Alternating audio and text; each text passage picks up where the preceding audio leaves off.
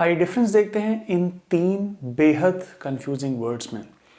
ये तीन ऐसे वर्ड्स हैं जिनमें बिगिनर्स तो क्या, मैंने इंटरमीडिएट और एडवांस लर्नर्स को भी बहुत कंफ्यूज होते देखा है।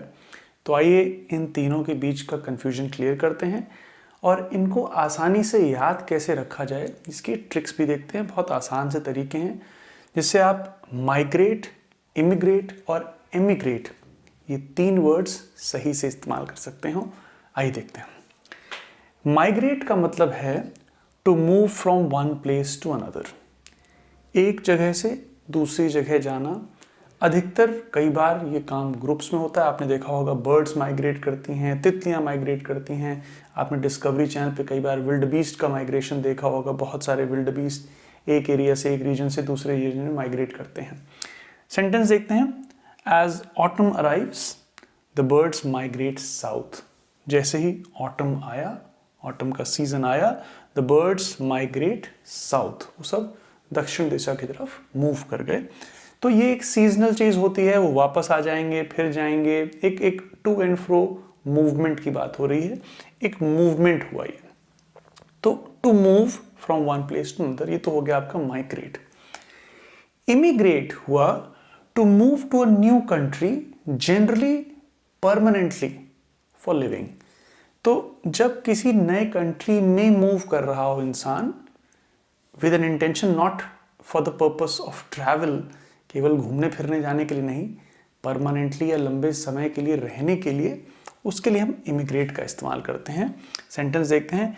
His family immigrated to the US in the 1980s। तो ये कोई हल्का फुल्का घूमने फिरने नहीं गए थे, वो सेटल ही हो गए वहां जाके। तो his family immigrated to the US in the 1980s। हम ट्रिक जानेंगे जल्दी से कि कैसे इन तीनों को याद रखा जाए। एक बार एमिग्रेट भी देख लेते हैं। एमिग्रेट का मतलब है to leave your country to live in another one.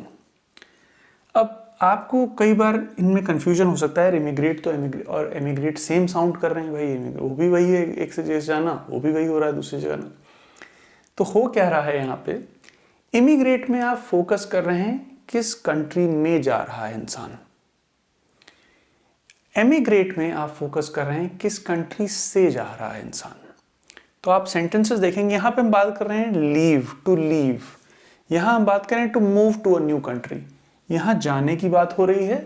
तो अगर कंट्री ए है और कंट्री बी है और कोई इंसान ए से बी में जा रहा है, तो वो ए से एमिग्रेट कर रहा है और बी में इमिग्रेट कर रहा है। तो ये जान लीजिए आप कि ए से अगर आप बी की तरफ जा रहे हैं, ए से कंट्री बी कंट्री की तरफ जा रहे हैं, तो आप ए से निकल रहे हैं तो एमिग्रेट कर रहे हैं। बी को जा रहे हैं, बी में जा रहे हैं तो इमिग्रेट कर रहे हैं। जिस कंट्री में जा रहे हैं वहां आप इमिग्रेट कर रहे हैं, जिस कंट्री से जा रहे हैं वहां से एमिग्रेट कर रहे हैं। Her family emigrated from Nigeria last year, मतलब उन्होंने नाइजीरिया छोड़ दिया पिछले साल, यहां वो यूएस चले गए 1980s में। तो माइग्रेट तो हो गया मूवमेंट, तो आप माइग्रेट याद करेंगे एम से, एम फॉर मूव याद रखिए, मूव करना मतलब माइग्रेट हो गया। इमिग्रेट आप याद रख सकते हैं, आई है तो इन, जब किसी कंट्री में जाते हैं आप, इन टू अ नेशन, तो ये तो हो गया इन। आई से आप जाने की बात याद रखिए। ई हो गया एग्जिट, जिस कंट्री से आप निकल रहे हैं आप वहां से एमिग्रेट कर रहे हैं। इसलिए आप देखें एमिग्रेट के बाद अधिकतर फ्रॉम लगेगा, emigrated from, immigrated to. His family immigrated to the US in 1980s, वो 1980s में यूएस रहने चले गए permanently.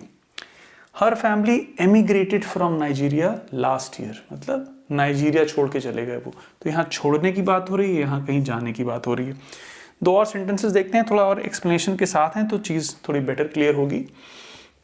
Rohan immigrated to France, immigrated तुरंत आपका ध्यान आई पे जाना चाहिए, फ्रांस चला गया वो। Because he loved the French culture, उन्हें फ्रेंच कल्चर पसंद था, इसलिए वो फ्रांस चले गए परमानेंटली रहने के लिए। माइक एमिग्रेटेड, अच्छा एक बात और ध्यान रखिएगा, इमिग्रेटेड में डबल एम है, एमिग्रेटेड में सिंगल ही है। यहाँ पे भी कई लोग डबल एम लगाते हैं, याद रखिए एक सिंगल एम की बात हो रही है। Mike emigrated from England to India to start his yoga journey, तो उन्हें योगा जर्नी स्टार्ट करने के लिए इंडिया एक बेटर जगह लगी, तो उन्होंने इंग्लैंड छोड़ के वो इंडिया आ गए। उन्होंने इंग्लैंड छोड़ दिया, वो इंडिया आ गए। तो एमिग्रेटेड फ्रॉम इंग्लैंड, तो ये मान लीजिए है इंग्लैंड और ये है इंडिया। तो माइक साहब ने इंग्लैंड छोड़ के इंडिया जाना मुनासिब समझा, तो इंडिया से इंग्लैंड से तो एमिग्रेट कर गए, इंडिया से इंग्लैंड से उनका एग्जिट हो गया और इंडिया वो आ गए, तो वो इंडिया में एमिग्रेट कर गए। तो एक कंट्री से आदमी एमिग्रेट करता है, दूसरे में एमिग्रेट कर लेता है। तो एग्जिट मारेंगे आप कहीं से तो दूसरे कहीं कंट्री में जाएंगे, जहाँ जाएंगे वहाँ आप इमिग्रेट करेंगे, जहाँ से जाएंगे वहाँ से आप इमिग्रेट करेंगे। तो इस डिस्कशन के बाद भी आपको कोई डाउट, कोई कन्फ्यूजन हो इन 3 वर्ड्स को लेके, या कोई और भी डाउट कन्फ्यूजन हो, तो मुझे प्लीज़ कमेंट्स में बताइए। I would be very happy to help you there. I hope it helps. Take care.